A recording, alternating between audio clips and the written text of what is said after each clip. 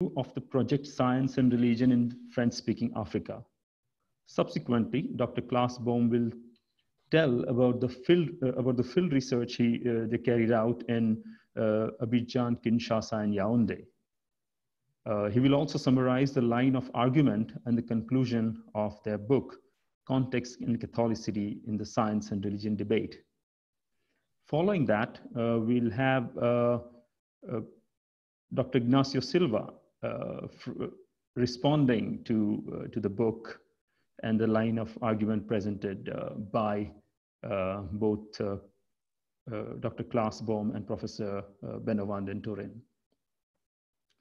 Now, and then following that, we'll have all of you can also join in the conversation and ask questions might rise in your mind from tonight's talks.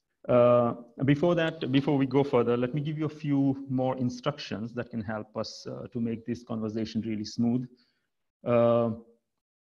First thing is that even though because of the number of people we have before us, we do not encourage, I mean, we would appreciate if you can write down the question in the chat rather than asking it or raising your hand to ask it.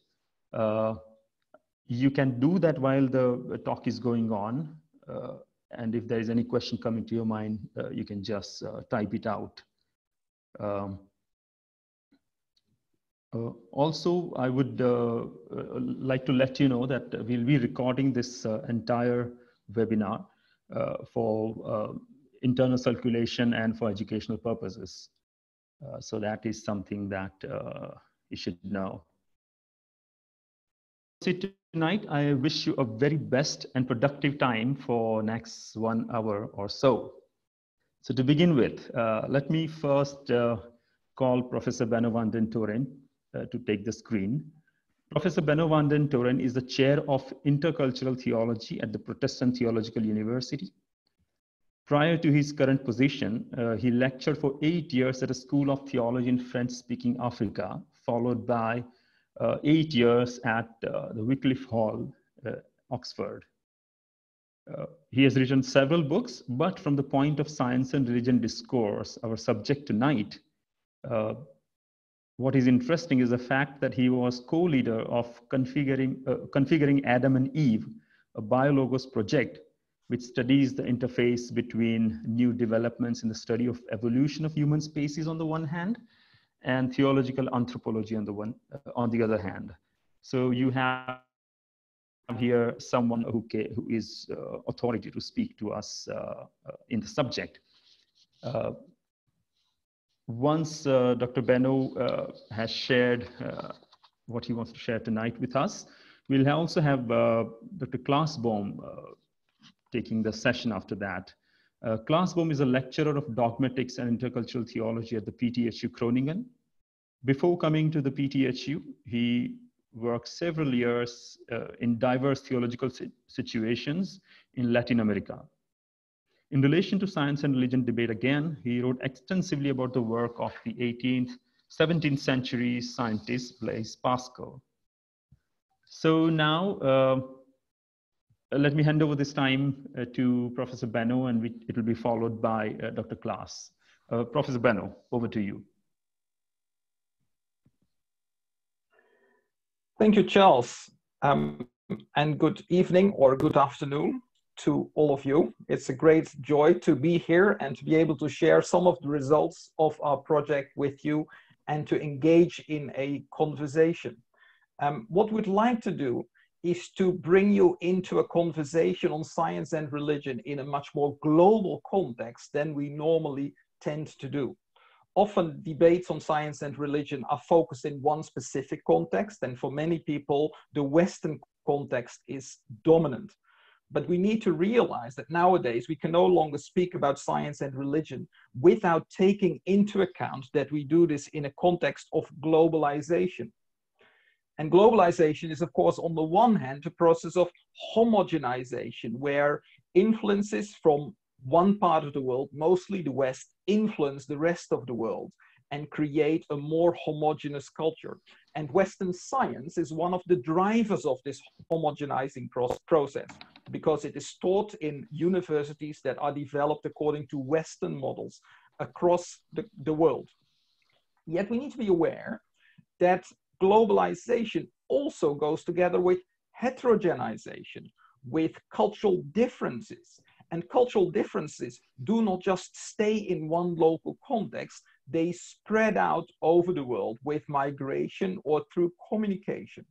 And we see therefore that there is also an influence across the world of alternative approaches. Think of the fact that yoga has a global influence, acupuncture has a global influence. And if we think of other approaches to science and religion than the dominant Western ones, we may think of the global spread of Pentecostalism with its own attitude to science and religion.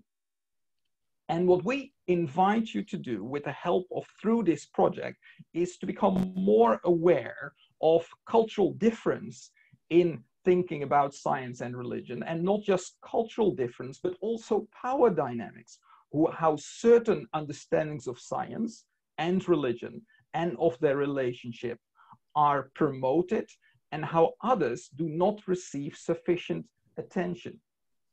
And what we have done in this project goes there together with a broader interest in what you might call contextual studies in science and religion, where people are studying how the relation between science and religion can only be understood in relation to specific cultural or historical context. David Livingstone, not the explorer, but the historian of science, has shown that in relation to the North Atlantic world. Brooke and Numbers have written about science and religion in different parts of the world. We appreciate this development, but with our project, we want to go one step further, because we think that these contextual studies cannot remain isolated, but we need to invite contextual perspectives to engage in an intercultural conversation so that we can learn from each other, and that we can challenge also the dominance of the Western perspective on science and religion. In our project, we have engaged particularly with Africa. We've explored African contributions to science and religion. And we believe that a contribution of science and religion from sub-Saharan Africa is particularly important because in sub-Saharan Africa, we find an encounter of 3 or 4 cultural streams that exist in all sorts of hybrid forms. You have the oldest influence of African traditional religion, or you might say primal religion. You have the influence of 2 main monotheistic religions, Islam and Christianity. And you have a strong influence from the West, from Western modernity that partly comes together with Christianity, partly is independent of it. And this mix leads to all sorts of hybrid forms and new cultural forms, and also of what we could call alternative modernities, alternative approaches to modernity, and alternative attitudes to science and religion. And we've chosen in our project to study this particularly in French-speaking Africa. We thought that French-speaking Africa might be a particular interesting case to research this, partly because when modernity meets African traditions and Christianity in French-speaking Africa, modernity is colored by the French notion of laïcité, a strict notion of secularity, of separation of church and state, and science and religion that has been imported in universities in this part of the world that are developed according to French models. And we also thought that actually the debate in French-speaking Africa is slightly more in the shadow of the dominant debates that are mainly fought out in the Anglo-Saxon world. In French-speaking Africa, we've chosen particularly to study the debate on science and religion in 3 university cities, Abidjan, Yaoundé, Kinshasa. Abidjan and Yaoundé influenced by a French colonial background, Kinshasa by a Belgian colonial background, with therefore also a different approach to higher education, allowing for comparisons. Researching science and religion in French-speaking Africa confronted with specific challenges, and that have also led to specific characteristics of our project. First of all, science and religion cannot be studied mainly by looking at texts written by, say, philosophers or theologians from the context, because it's hardly ever addressed in written work. But our conviction is that theology does not only happen in academic reflection in university context that is subsequently written down. Theological reflection happens in the lived lives of communities. And therefore, we decided to look to specific communities that are in their lives engaging questions of the relationship of science and religion. So we explored the discourse on science and religion, mainly amongst students and amongst academics in these universities.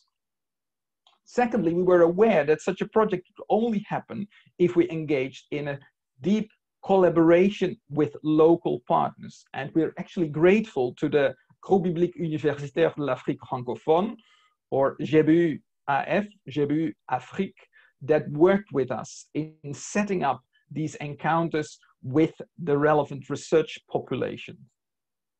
We wanted, thirdly, an encounter where there were not just researchers harvesting information from local groups, but an intercultural encounter in which both partners would learn, both partners would profit, and both partners would change.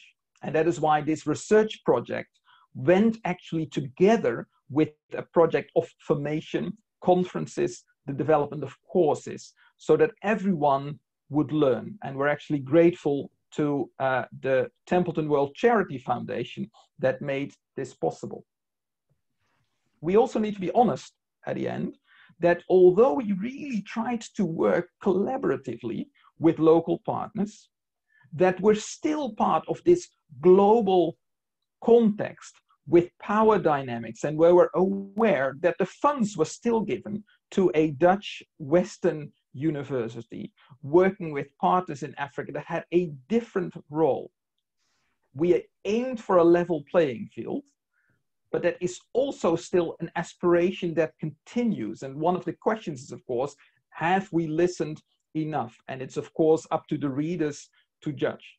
But we thought that it would be better to try in an unequal situation than to wait for situations that might never arise. I thank you, and I now give the word to Dr. Klaas Bom, dear colleague and the principal investigator in this project.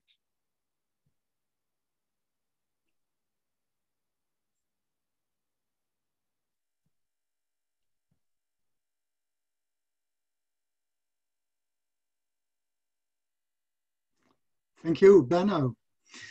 I will tell you something about the research we did and something about the book. So first about the research. In all three cities, we studied the discourses of two groups, a students group and a group of academics, mainly professors, to reconstruct and to analyze the discourses on science and religion of the two groups. We used group model building and focus groups. Group model building is a participatory research method for qualitative research, which make the participant negotiate a group discourse without annihilating the diversity of perspectives among the participants. Group model building helps the participants to get an oversight of their deliberations. The negotiation of the model building offers the clues of the debate, in this case about the science and religion interface. The groups were not meant to be representative for the Christian students or academics in a particular city, but the composition was as diverse as possible in terms of ethnicity, gender, denominational and disciplinary background. We had 3 group sessions with the groups from Abidjan and Yaoundé within a 1.5-year period. Because of the unrest in Kinshasa, we could only get there twice. There are several differences between the cities in context and history which affected the discourses. I mentioned some of the eye-catching differences. First, the recent history of violence at large scale affected the discourses from both groups from Abidjan, more than those of the other cities, although especially Kinshasa has also been severely affected by violence and war. Second, in Yaoundé, the influences of the so-called Africanist stance was more explicit than in other cities. In this city, the ethnic diversity played a substantial role in the discourses, in contrast to Kinshasa, where some of the participants knew very little about their ethnic background and most felt hybrid because of the homogenizing effect of the city. The analysis we did can be summarized in 2 points. First point is what we call intercultural framing. In all groups, the science and religion interface was approached with help of the distinction between African and Western, especially in relation to science. In the 2 groups from Yaoundé, the handling of this distinction took a particular shape. We call this intercultural framing. We define intercultural framing as a dynamic and intentional way of making sense of a subject or theme, in this case the science and religion interface, by relating it to varying cultural conception of this subject or theme. In Yaoundé, with help of intercultural framing, the participants created an intercultural space in which the cultural tensions and questions could be expressed and clarified.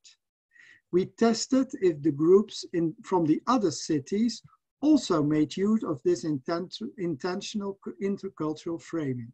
However, this was not the case. In both groups from Kinshasa, the idea of being part of a hybrid culture was too strong to speak of intercultural framing of science and religion, which pays together particular attention to the opposition of African and Western approaches. In Abidjan, it was more difficult to understand how the cultural distinction of African and Western was used.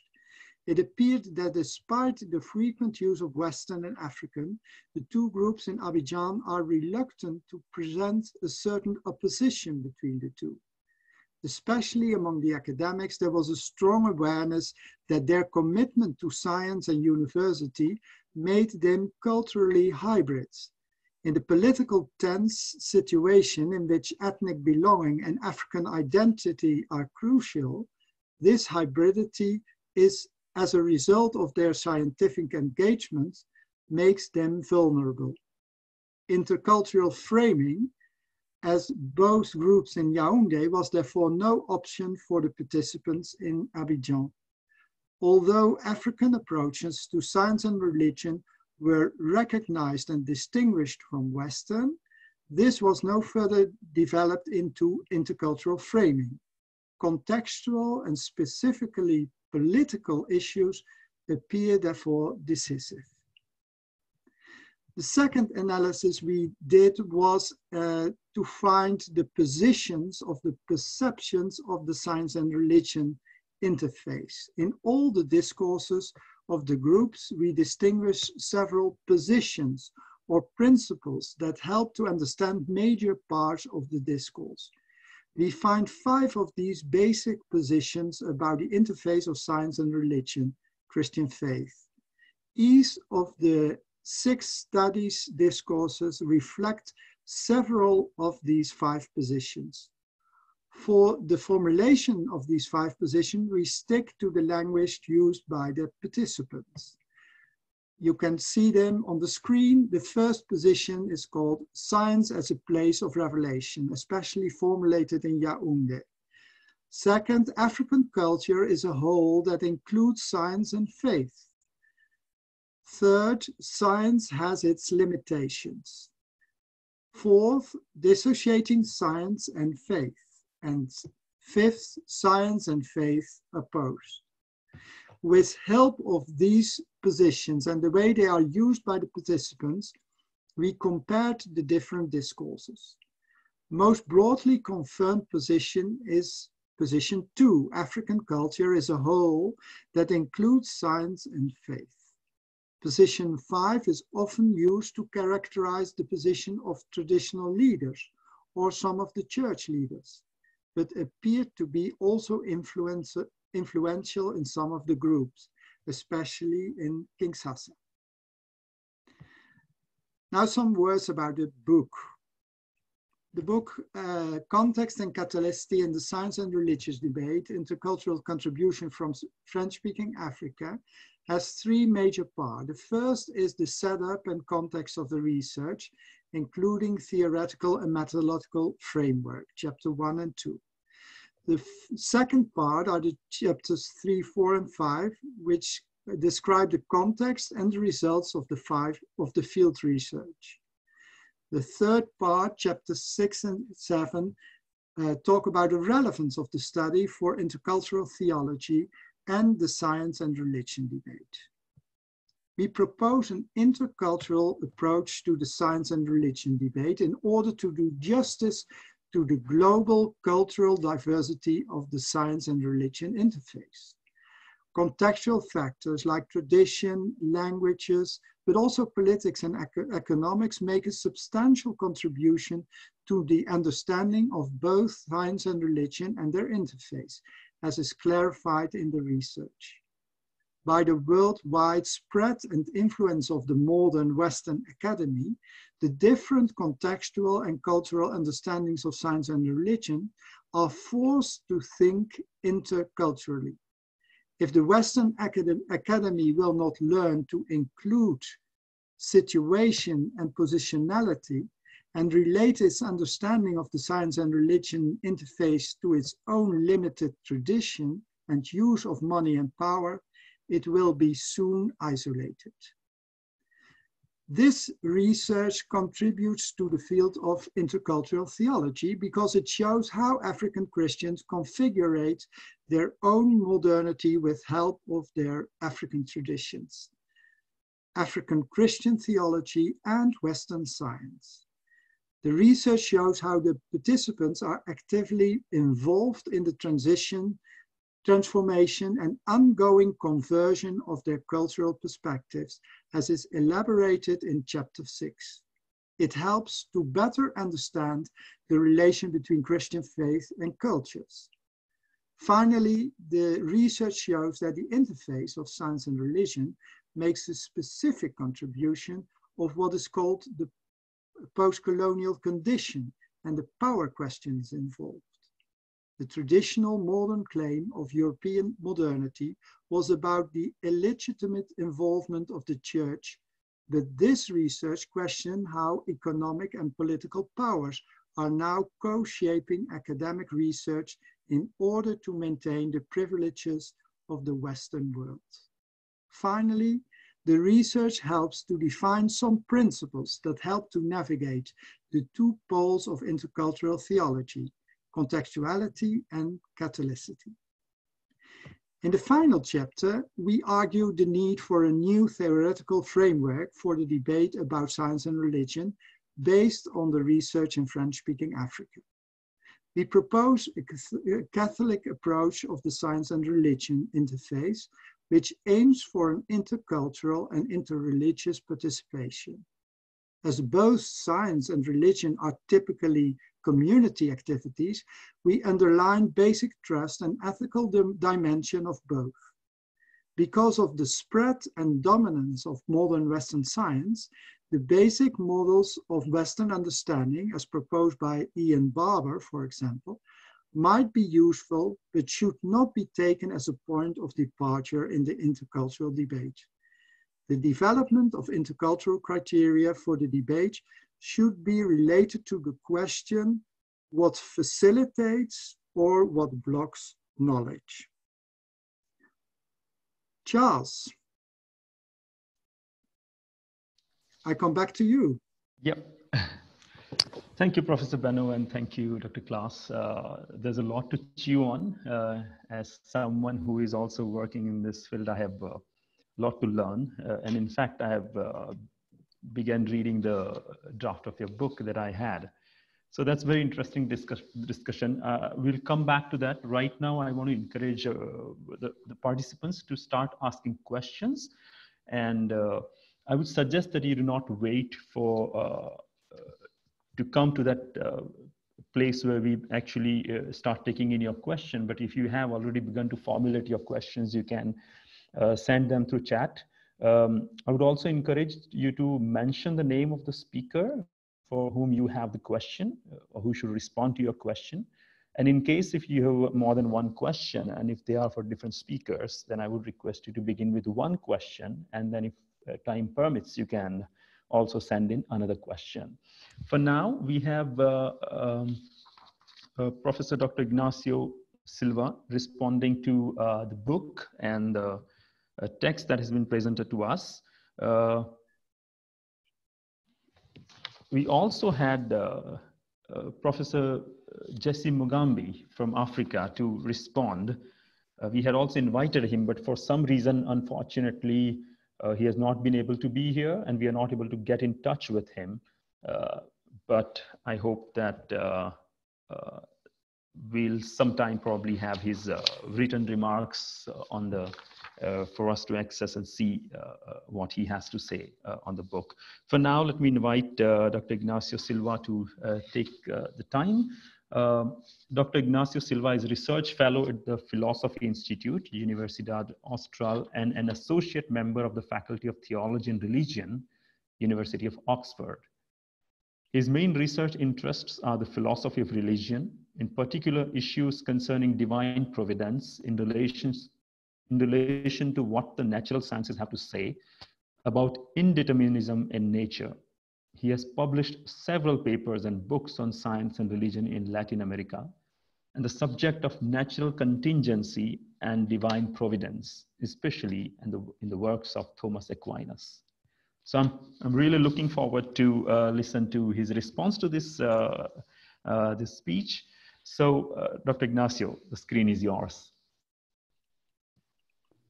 Well, thank you, Charles, very much. Thank you, Klaas and Benno, for your kind invitation to let me begin. The project that Klaas Bom and Benno van den Toren have put together with their colleagues, and is concluding with this excellent volume portraying the results of their research, is probably one of its kind. Unlike other socio-theological projects looking into the science and religion scene around the world, it is original and extra sensitive to the peculiarities of the region of the world that they were studying. Klaas and Benno decisively submerged themselves into the French-speaking African landscape to comprehend how people on the ground understand the relationships between science and religion. Consider, for instance, the quick comment on science offered in the first chapter of their volume, in which they express that exploring how people in Abidjan, Kinshasa, and Yaoundé understand science is helpful to our own understanding and definition of science in Western traditions. If we compare this attitude to other projects that attempt to study how science and religion relate in non-North Atlantic environments, they usually start with a rather fixed notion of what science is, even if they allow for that science to be received differently in different contexts, as David Livingstone explains in his now paradigmatic text, Which Science, Whose Religion? Similar comments could be said in regards to the ideas of religion and theology. I thus believe that the whole science and religion community worldwide, but most importantly, the North Atlantic community, should be grateful for Klaas and Benno's approach to these matters. In contrast to this approach, as they both well remark in their text, my own work in Latin America started with the main goal of promoting research and teaching on science and religion in the region, particularly in academic circles. So contrary to Benno and Klaas's work, I did not do any research on what Latin American scholars or lay people thought about the relations between science and religion, or a particular science and a particular religion. In other words, I have approached Latin America with a different strategy than that of Benno and Klaas. I have not worked with Latin America as a case study, but rather I have attempted to offer opportunities for Latin American authors to express their ideas to the North Atlantic conversation. This means first that I have somewhat experiential knowledge of the ground rather than proper research results. Second, that I worked mostly, or should I say only, with academics, working on issues somewhat related to science and religion, as these are understood in North Atlantic environments. I do not want to say that one strategy is better than the other. I believe that they look for different results, and in doing so, they open up different opportunities for scholars around the globe to know each other and to learn from each other, as Benno was telling us a few minutes ago. In this sense, both schemes are mutually beneficial. Still, there is a benefit from approaching a region and local communities as Benno and Klaas did, something that is still lacking in Latin America. It is still very early days for this kind of research in my region, with some green shoots sprouting here and there, studying how, for instance, Brazilian evangelicals understand the relation of their religion to science, usually meaning evolutionary theory, or how secondary school biology educators in Argentina, Uruguay, and southern Brazil conjugate their teaching of evolutionary science with the beliefs that students bring into their classrooms. If we bear in mind that Latin America comprises the countries in the Americas where Spanish and Portuguese are the main languages, in addition to many other local languages, including all mainland countries between Mexico in the north and Chile and Argentina in the south, together with Spanish-speaking countries of the Caribbean, with an area roughly double the size of Europe and 2/3 the size of Africa, and a population of around 3/4 of the European population and half the African population, 1/3 of which lives only in Brazil. These small projects that I talked about are but two really small endeavors currently undergoing in the region, which, as I said before, somewhat assume the notion of Western science and evangelical or Catholic Christianity. This idea brings me to consider some peculiarities of thinking about the relations between science and religion in Latin America, and whether it would be possible to understand Latin American academia in science and religion as Western academia, or at least to say that Latin American academics self-identify with this being Western in their scholarly work. Think about the following. Latin America is a somewhat overlooked region when it comes to studying issues regarding science and religion around the world. It is well known that John Brooke has persuasively argued for the complexity of the relations between scientific enterprises and religious traditions in history, and that in a similar perspective, David Livingstone has shown the importance of complicating things further. Still, when it comes to problematizing further the contemporary understanding of how science and religion relate around the world, North Atlantic scholars are still at odds with Latin America.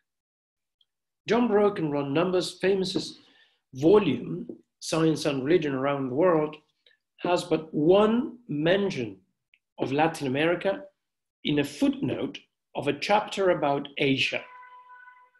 And a recently published text that Michael Fuller wrote at Edinburgh, titled Science and Religion in a Global Context, published in the Routledge International Handbook in Religion in a Global Society, gives a simple passing mention to Latin America without any further consideration. Similar things happen when one takes a look at other regions or other religions sections of handbooks on science and religion. This particularity about Latin American North Atlantic scholarships about science and religion worldwide is fitted also if one considers the work of Latin American scholars on science and religion. They assume a Western understanding of science and religion, mostly Christian, and integrate their discourses into these narratives. This is probably the case given the historical roots of Latin American academia that lay in Spanish and French universities with later North American influences. Now, consider the case of liberation theology, perhaps the most paradigmatic Latin American theological movement. One of the main contributions of liberation theologians such as Gustavo Gutiérrez, Leonardo Boff, and Juan Luis II has been the emphasis on the experiential dimension of theology, going beyond certain theological rationalism present in some theologies that originated in Europe. Thus, understanding theology not only as a net of ideas about God, but also as a reflection on Jesus Christ's praxis and our commitment to it in a contemporary context. From this perspective, the relations between theology and science are critical appraisals of the process of liberation and salvation of the poor, whose reality cannot be excluded from this dialogue. On the contrary, it should be a constant point of reference in the dialogue between science and religion. Thus, for instance, Pedro Trigo's work shows the implications of science and technology in the processes of oppression experienced by Latin American people. As Navarrete Cano, a Chilean theologian, suggests, one may find in these approaches a certain Pelagian dualism between us committed to the liberation of society and the others, the powerful and the oppressive, referring the latter to science and technology. In a similar dialectical narrative, Leonardo Boff from Brazil brings, just to bring another example, is critical of the consequences of the scientific and technological processes, in particular with regards to the destruction of nature, which implies a process of greater instability of the poor. Hence the importance of Boff's integration position in reference to Ian Barber's preference between theology and the sciences, and in particular, in relation to eco-theology. On this same perspective, Argentine theologian Lucio Florio continues the path working steadily on an eco-theology of nature. Now, I bring these few examples to show how the term science in Latin American theological discourses about science and religion is thought to mean what North Atlantic authors would consider it to mean, roughly a systematic, experimental, and mathematic study of nature. So I am inclined to say that at least at an academic level, Latin America still self-identify with North Atlantic Western scholarship. And hence the relations between science and religion at this level are still thought today in Western terms. For instance, in Ian Barber's terms. Now, this does not mean at all that Latin American scholars do not bring any local originality to this conversation. In fact, Mexicans, given their historical struggles between church and state, have a very different take on these relations than that of Brazilians or Colombians, who did not have such clashes.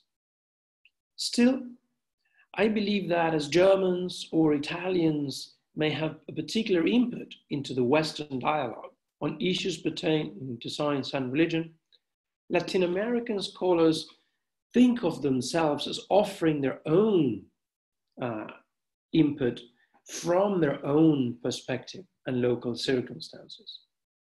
But for the most part, at least, they do so considering themselves to be part of the same tradition. Hence the difficulty to find a proper distinctive feature in Latin American science and religion narratives as to have a separate section in handbooks and monographs about this region for North Atlantic scholars. Certainly, local indigenous communities such as the Aymara in the north of Argentina, Bolivia and Peru, Mayans in Mexico and Guatemala, Guarani in Paraguay, or even the newish Umbanda religions in Brazil would have their own ways of relating science and religion. But this is something that has not been studied so far, at least to my knowledge. There is an incipient research on Umbanda that a Portuguese scholar in the UK is doing, but that's as much as I know. Research projects focusing on this tradition would of course be of great benefit to the global conversation and understanding of how different communities work with their knowledge of the natural world and with their religious practices and traditions. And probably these projects would benefit from considering the work that Klaas and Benno have put together. Now let me end with a philosophical reflection, something that I cannot avoid given my philosophical training. Perhaps these considerations point to the fact that the term science is at worst an equivocal term, and that it is used by different worldly communities today and in history to express completely unrelated practices, which we would ultimately not be able to compare. If this is the case, then the different analysis of the relations between science and religion around the world would be completely local, with no bearing on other understandings of these relations. And so, however African communities understand their own relations between what they understand science to be and religion to be, has no bearing on the same situation in Latin America. Still, I am optimistic that these comments tell us that the term science is rather an analogous term that refers to practices related to the knowledge of nature in different areas of the world, and that hence it should not be claimed for by any particular regional community, be it the North Atlantic, West, Africa, Latin America, or Asia. This analogous understanding is better suited, I believe, to reflect the peculiarities of the UK, Latin Catholic Europe, North America, Japan, Brazil, Mexico, or French-speaking Africa, the latter expressed in Benno and Klaas's volume. Thank you very much. Those were my thoughts for today, and I do hope they are helpful in triggering some ideas and discussion to come. Thanks. Thank you, Dr. Ignacio. That was quite enriching. I remember reading David Livingstone, where he talks about, in his famous book, where he talks about 4 criteria of formulating a science-religion debate, where he talks about pluralizing, localizing, hybridizing, and politicizing. I think this debate, I mean, the discussion tonight also opens up new avenues to think and take that whole entire discussion further. So very, very, very grateful to you for this contribution.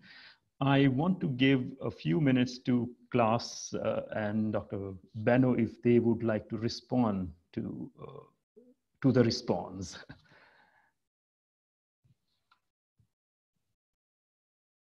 Yes, I will, but very shortly, because I'm also very curious about the questions. Thank you very much, Ignacio, for your response. And of course, we would also be very curious about the situation in Latin America and the different people and different religions are contributing to the field of science and religion. So maybe that's a nice future research for us too. But for the moment, I think you're right in suggesting that although the science is understood quite differently in distinct places, it's not only a positive mind to suggest that there is a kind of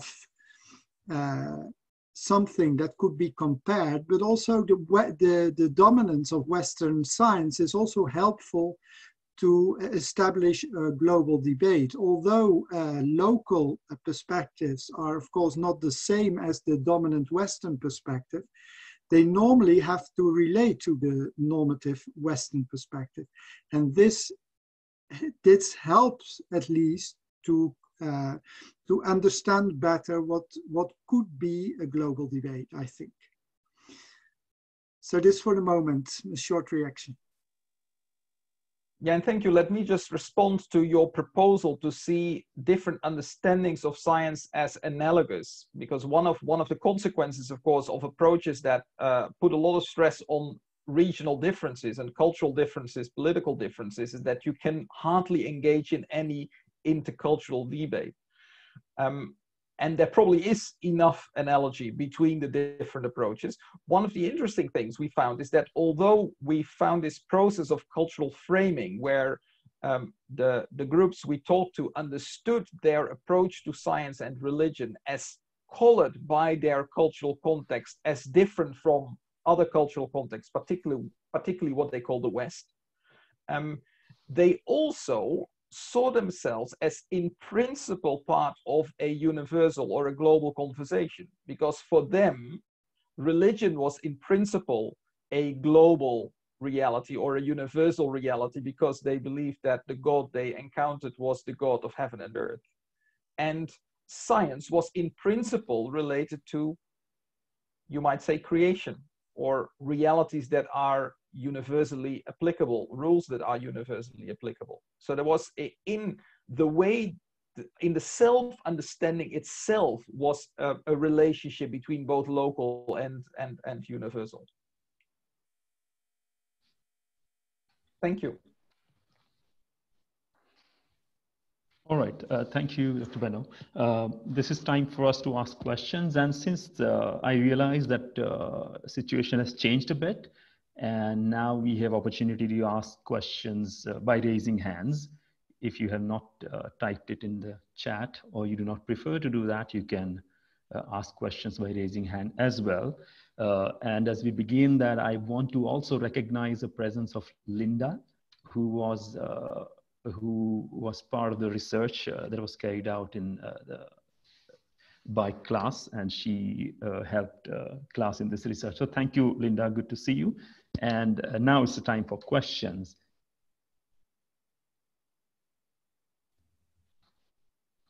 Charles, okay. There are a couple of questions in the chat. Yes, I see one question here. Let me read it out for you, and then you can respond to it. Does Dr. Klaas and Professor Benno's research address if science exerts any influence on religion or vice versa?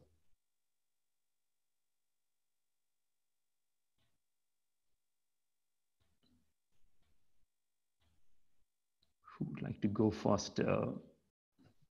Yeah, well, I will say something about it. Yes, in a way, yes, but what was most fundamental in perspective for most of the participants was that, as I said, that they perceive science and religion as a whole. So of course there is influence from the one and the other, because they are part of a whole. So it's a holistic perspective.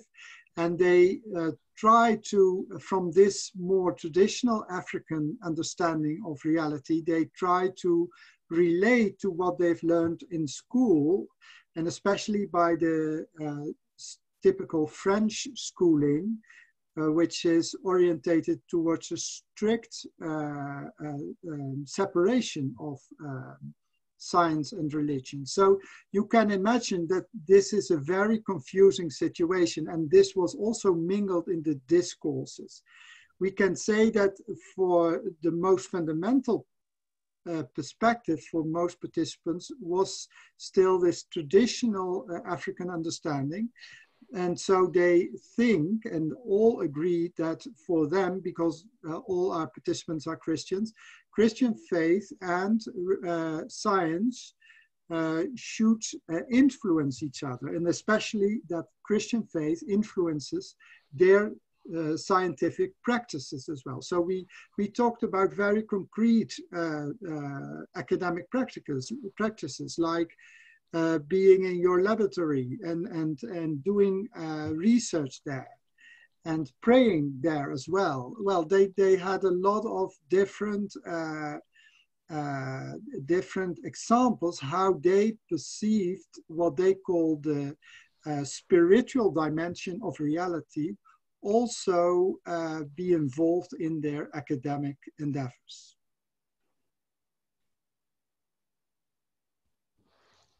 Thank you. If I may add here, given that the question was asked to both of us, there was, I think, mutual influence in a number of ways, not always the same, but the idea of mutual influence might presuppose that there were separate areas of science and religion.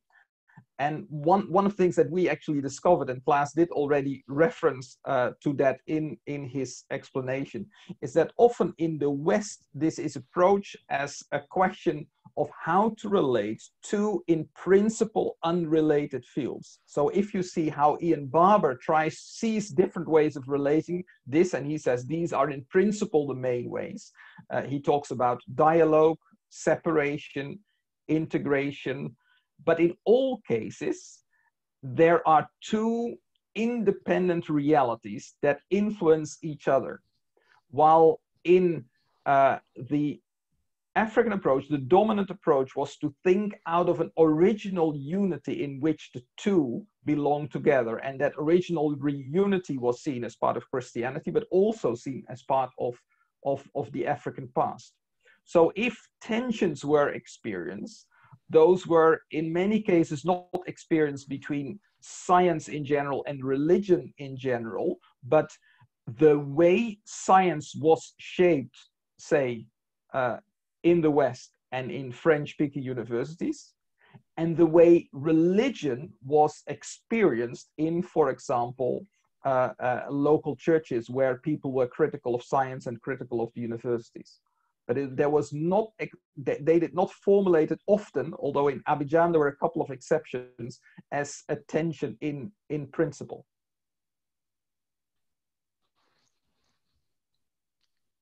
Thank you, Dr. Benno and Klaas. Is there anyone else with a question?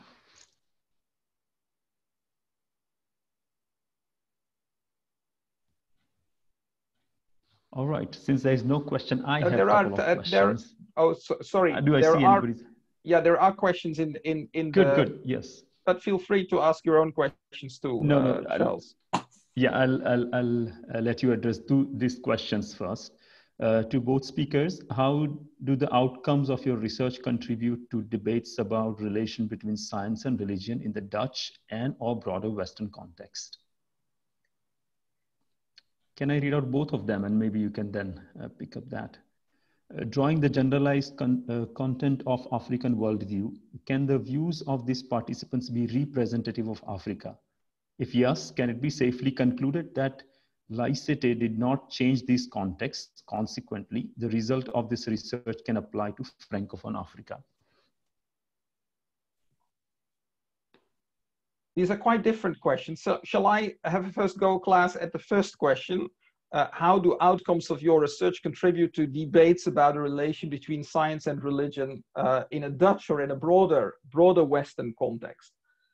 One of the things we saw in the communities which we studied is that science actually, or the scientific practices in which they engaged, we often didn't discuss science in a very abstract sense, but scientific practices in which they engaged had a much more limited space in the experience of the world. So science was not by itself a way of looking at reality that would gobble up or determine all other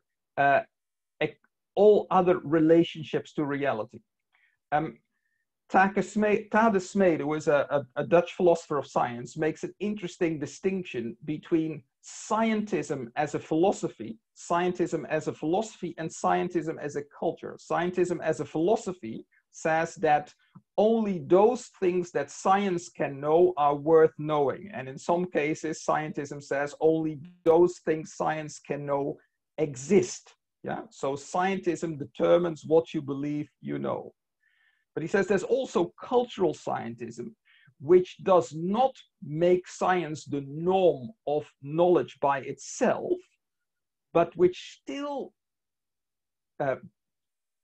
shapes reality in such a way that all knowledge constantly needs to justify itself in relation to science. And that is what you actually often see happen in communities in the Netherlands, that science seems to be a norm that determines the views of reality, and religion needs to find a space next to science. So you need to say science can't answer all questions, or there are different perspectives on reality than science, but science seems to remain the norm, or at least the standard, next to which you can try to chisel out a space for religion. And that is not the case in the populations that we research, and in the communities that we research. So you do not have the same cultural scientism, where religion or the Christian faith only can have a place as long as you can defend it in some way in relation to science, or find a space in relation to science. And I think that made us aware what the enormous cultural power is of science in the West, even amongst those who engage in science and religion debates in quite critical ways. That would be one of the things we've learned for the European context. Yeah. Yeah, and maybe adding to that is that if this is the case, if science is so important and so normative in our societies, it takes a religious, it has religious features, you could say. So science itself changes a little bit in religion. This is, of course, a very strange consequence of the strict separation of science and religion. But it appears that the proper role for religion is not acknowledged, but also in scientism as a cultural phenomenon, science becomes also a kind of religion.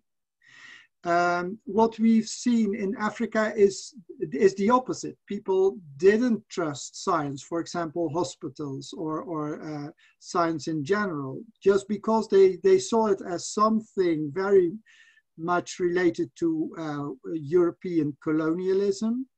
They saw it also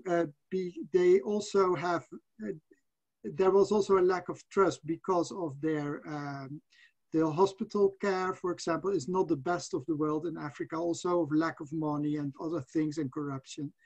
So this makes science in the societies we investigated as not as a very strong player in the fields. So the position, the societal position of science is very, very distinct. And so that makes also the comparison between Africa and Europe, for example, very difficult. But if we want to communicate, we can also see that the direction we are heading to the scientists, the cultural scientism, makes it more difficult to communicate openly with Africa about science and religion, because in our cultural scientism, religion and science become a new whole, but dominated completely by science. Maybe I can go now directly to the second question, because it is not the case that laïcité didn't impact French-speaking Africa. On the contrary, I would say. So also most participants in our research distinguish quite well between science and religion, although at the same time they maintain their African traditional idea that science and religion are part of a whole. So this creates, of course, a tension in their understanding of science and religion. And that's also why some of the, especially some of the academics, felt themselves very hybrids, in between and looking for a new middle ground between these two cultural positions. But most of them, although they manage very well the Western discourse of laïcité and the separation of the, feel inside a very strong connection between faith and science. So and in daily life they try to relate these two worlds. Thank you, Klaas. I can either give space for one more question if anybody has. I do not see any question in the chat now, but if anybody wants to ask this, probably we can take in one more question.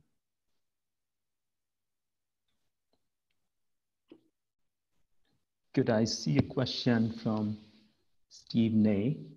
I'm wondering about the second position that Dr. Klaas said emerged from the research, the position that in African cultures, science and religion can fit together.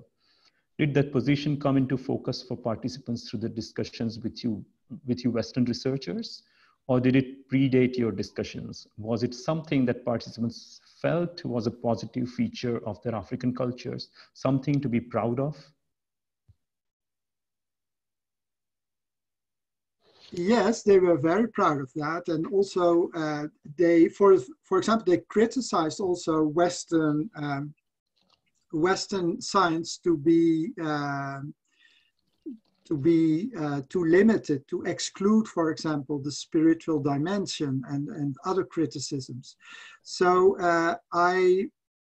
it took a while for the participants in the groups to figure out that science for them was not science as such, but it was Western science. So that's what we mean with the intercultural framing. For them, speaking about science as such was not doing justice to what all science is, because then you have to speak also about what they called African science. So, and then came up the whole story about African science. That was not an isolated thing, but is part of a whole. And so it came up that they also connect from their Christian faith, science and faith in a holistic perspective, you could say.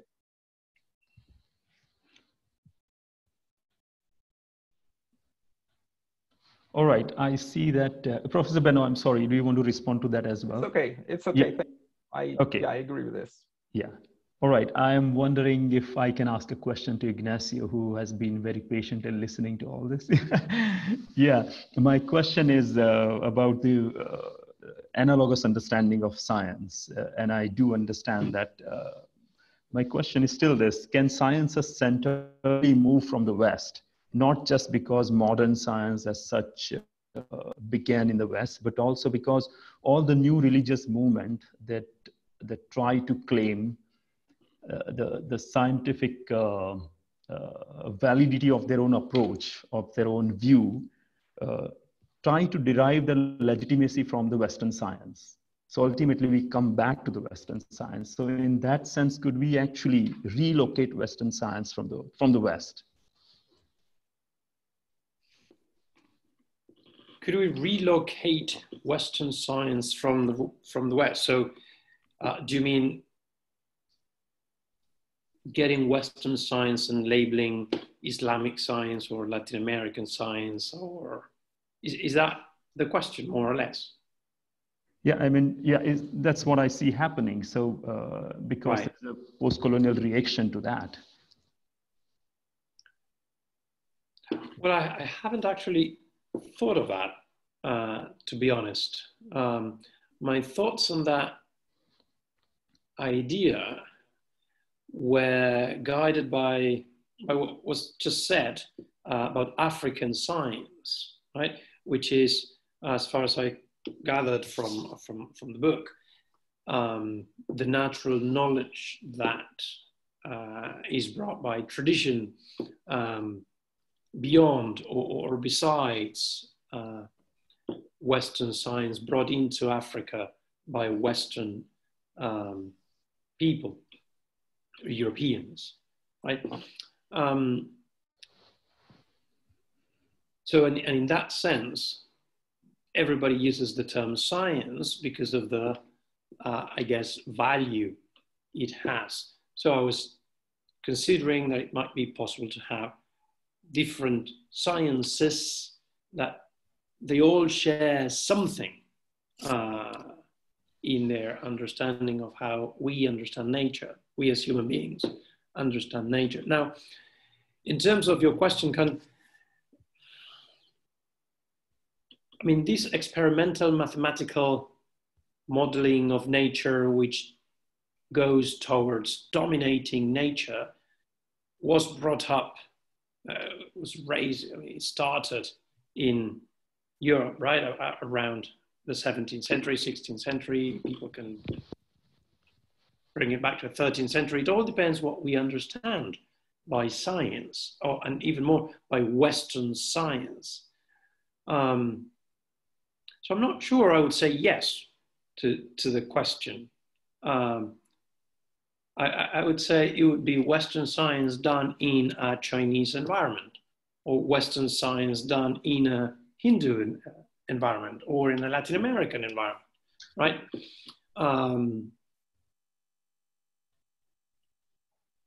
As if African communities were to move to somewhere in, I don't know, Peru, and with them they brought their traditions and knowledge of nature. I wouldn't call that Latin American African science. You see, I would say, well, it's what they brought with them, done in a Latin American context and in hybridizing with the Latin American own traditions, right? But I think it's transformed in a way, right? The thing is that Western science just spread all over very quickly. So it's kind of unique in that sense, I guess. I have to think about it, but it's a rather good question, I think, Charles. Thank you. Thank you. Yeah. I do have a question for Klaas and Benno, if I may. Yes, I'm sorry. I saw you raising hand. Yes. Yes. So I suggested that it would be good to get into knowledge of what the Aymara communities or Guarani communities would make of this question of science and religion, or natural knowledge, of the knowledge of nature and religious practices and traditions. And I don't think that anyone has done it so far. How would you, with your experience, how would you go around framing a project as such? Of course, there would have to be different projects, because Aymara is something completely different from Guarani or Mayans. You know, they're in very, very disparate places and geographies and political environments and histories. But how would you frame such a project? Would you bring someone from within the communities into a project? Would you bring someone who's an expert, like a Western expert on Aymara culture?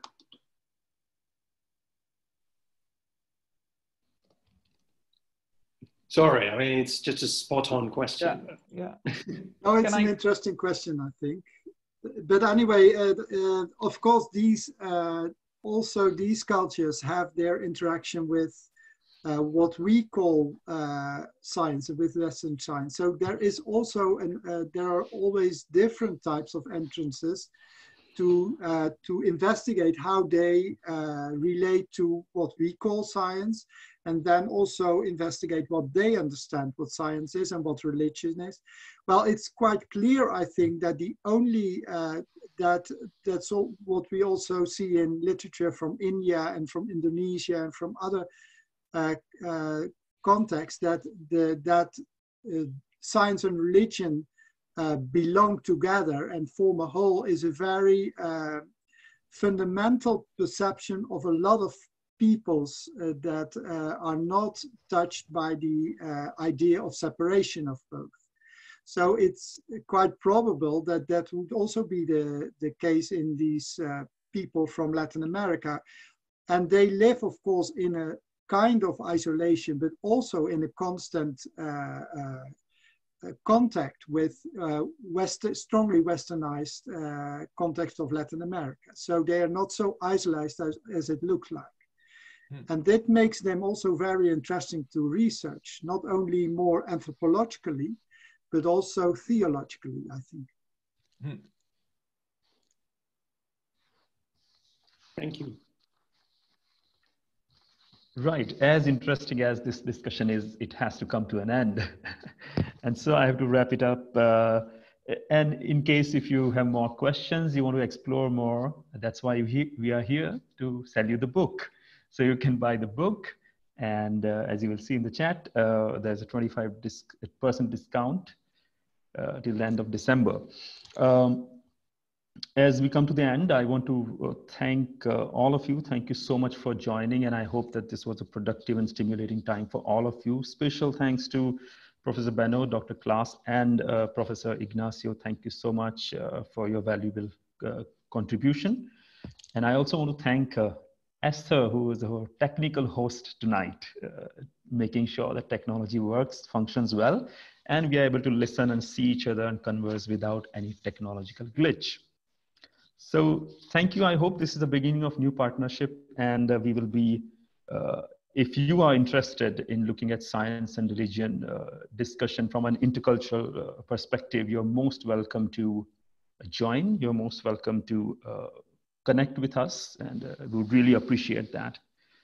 For now, we wind up here, and I would request you to leave the meeting one by one so that the speakers, if they want to continue their conversation, they can continue. Thank you so much, everyone. It was really a pleasure to have you all. Thank you. Bye-bye. Thank you so much.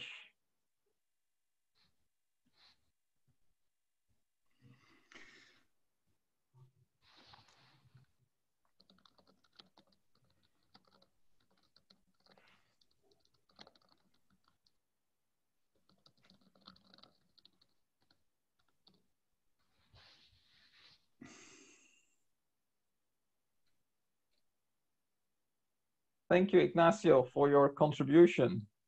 I had hoped that Jesse will have sort of joined us somewhere halfway, but that was not the case. So that is sad. We had a good conversation. Thank you, Charles, for leading the conversation. Sure. Yeah, thanks a lot. One of the frustrating things of these, you see so many people you'd like to relate to and to ask questions of, and see how they are doing. There were actually quite, I don't know whether you have any relationship with that project, Ignacio. There were a number of people present who work with IFES in the office in Oxford and are running a project on science and religion training formation amongst evangelical students. And for the project, they're focused on French-speaking Africa and Latin America, as far as and Spanish-speaking Latin America. So that's interesting. But I think that Stephen Ney, who asked the question, came from that group. Yeah, I suppose. I did not know about that. Yeah. And Timothy Josette, who was there, Timothée, who is French, I think, was there. Yeah. Mm-hmm. Yeah, so thank you, Ignacio. It's interesting. It would be interesting to think in a research in Latin America, also because of its particular position in this whole debate. I think you made it quite clear also in Oxford last year, but also now the very typical position of Latin America and also neglected position, I think. Yeah. So if you would like, I would be very open to see if we could do a different type of research maybe in Latin America, which brings together your the strength of your research and our approach. Yeah. But I'm not sure if you're into it or you're very much more involved with Aquinas and so put it this way, I got into this knowing Latin America by providence, which is what I studied. I needed a job and Templeton told me, tell us about Latin America. Yes. Yeah. And so I got into that. That's why I meant by experiential knowledge. I had no clue 10 years ago about contextual theology or sociological methods of research, which I still don't, but at least now I know that they exist. So I'm learning. I'm really, really intrigued, and I think it's very important. Though my main research, what pays my salary, put it that way, is my work on more Western science and religion, if you want. I just received, I mean, as an example, just received a review of a manuscript I submitted for a book, a monograph on providence. And one of the reviewers said, "This is clearly written for a UK audience." I don't know, my mind is framed in those terms. Fortunately, he was. It's in English and it's with Routledge, so it was a positive review. But my point is that pays my salary. I'm very much into learning and exploring possibilities. I would say let's keep the conversation going.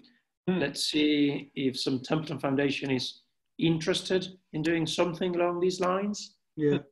And most of all, if my boss is happy with me getting into this sort of thing as well. Because for now, she expects me to write on providence and creation, that sort of thing. But that's not necessary too far from this. No, I know. But let's think about it. Why don't we meet sometime? I don't know, February, May, and bounce ideas. I would particularly be interested also to reflect more on how institutional context determined this, because I remember discussing in Oxford how also the way Catholicism has shaped universities has played into this, and that others present at a conference recognized that from Belgium, for example, where you had similar dynamics. So that's also interesting, and we often are not aware of these institutional dynamics that play into this.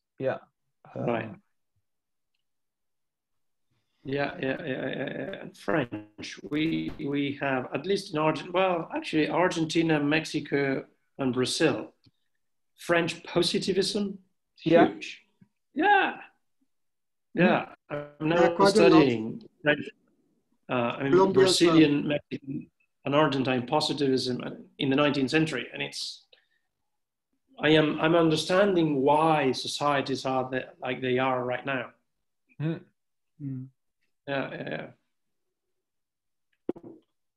Good. Well, thanks a lot.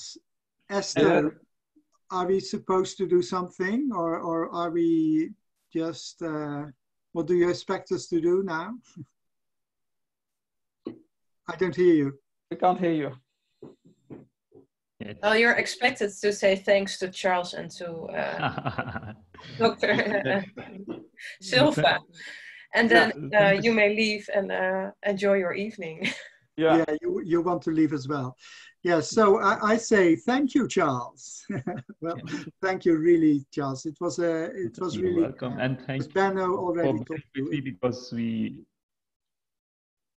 Sorry? We went a little overboard in terms of time, so thank you for bearing with me.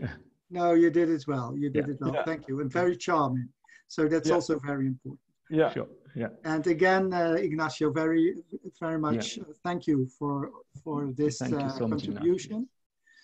And we will see what follows. But it's nice to keep contact and to stay in touch. Yeah, we're also actually really looking forward to an important contribution on science and religion coming from India, Charles. So that will also broaden the conversation, I think, in a the first thing I'm going way. to do now is to actually read Ignacio's work, because of the fact that I'm not doing field study, and that's something that he has also not done. So I want to see how he has done it.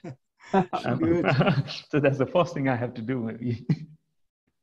Good. Good. Thank you. Good, thank you. Right. Well, thank you very much. All right. Good. Have a good evening. Esther, thank you very much. Bye. Bye. Bye-bye. Bye.